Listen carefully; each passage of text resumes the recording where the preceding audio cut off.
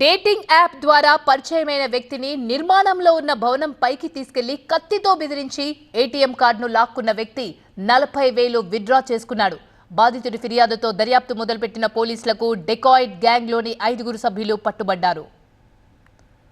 పాతబస్తీ డబీర్పురాకు చెందిన ఒక వ్యక్తి గ్రైండర్ అనే డేటింగ్ యాప్ను ఉపయోగించేవాడు. జనవరి 19న గ్రైండర్ యాప్ను ఓపెన్ చేశాడు. యాప్లో గుర్తు తెలియని వ్యక్తి పరిచయమయ్యాడు. దీంతో ఇద్దరు చాటింగ్ చేసుకునేవారు. చాటింగ్లో పరస్పరం అంగీకారంతో చార్మినార్ గుర్వానా గల్లీ దగ్గరకు చేరుకున్నాడు.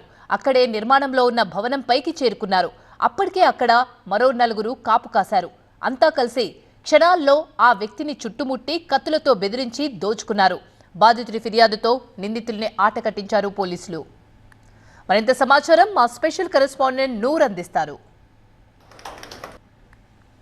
చిన్నపిల్లలు విద్యార్థులు పదే సోషల్ మీడియాలకి ఎక్కువగా బానిసలు అవుతున్నారు. అధికారులు కావచ్చు, పోలీస్ యంత్రాంగం కావచ్చు పదే హెచ్చరించినప్పుడు కూడా చాలా ప్రాంతాల్లో అయితే ఏకంగా సోషల్ మీడియా బారిన పడి చాలామంది మోసపోతున్నారు. ఇలాంటి ఒక మోసాన్ని మీర్ చౌక్ పోలీసులు అయితే చాలా చాకచక్యంగా ఛేదించిన పరిస్థితి. ప్రస్తుతం south zone DCP Sneha Mehra గారు ఉన్నారు.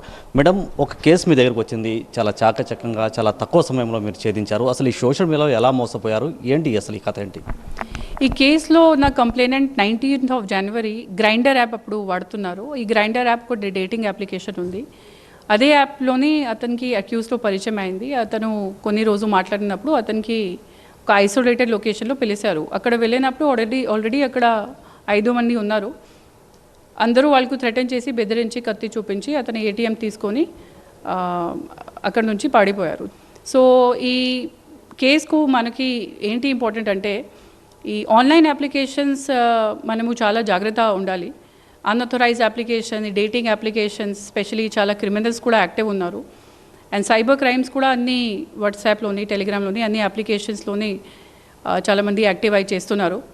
అంతకుముందు కూడా investment frauds, loan app frauds చాలామంది చనిపోయారు, సూసైడ్ కమిట్ చేశారు. And beware of such criminals. ప్రత్యేకంగా సోషల్ మీడియాలో కావచ్చు, లేకంటే సైబర్ నేరస్తులు కూడా సోషల్ మీడియా వేదికగానే చాలామందిని మోసం చేస్తున్నారు. ఇలాంటి బారిన పడకుండా ఇలాంటి చాలా జాగ్రత్తగా ఉండాలని కూడా south zone DCP Sneha Mehra విజ్ఞప్తి చేసిన పరిస్థితి. కెమెరా ప్రసాద్తో నూర్ మొహమ్మద్, TV9 హైదరాబాద్.